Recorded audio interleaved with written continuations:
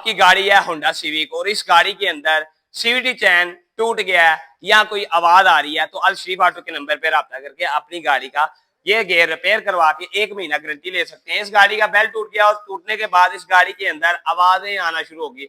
ये गाड़ी 10 की स्पीड पे चलती थी और गाड़ी बंद हो जाती थी। मसला ये निकला कि इस गाड़ी का ये चैन है वो जो कि गियर के अंदर होता है, ये टूट गया, फुली टूट गया, सारा टूट गया, कोई बाकी नहीं रहा था। थोड़ा सा चल रहा था कि 10 की स्पीड से जैसे ओवर होता था वो स्लिप हो जाता। तो इसका मेन ये मसले का हल कि ये आता क्यों है यार, आपने इस तरह मसले का हल कैसे करवाना है, मैं आपको बताता हूँ।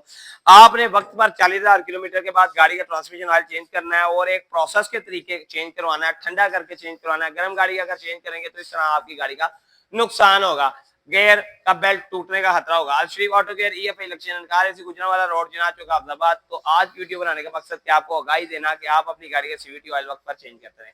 Thank you, Allah Hafiz.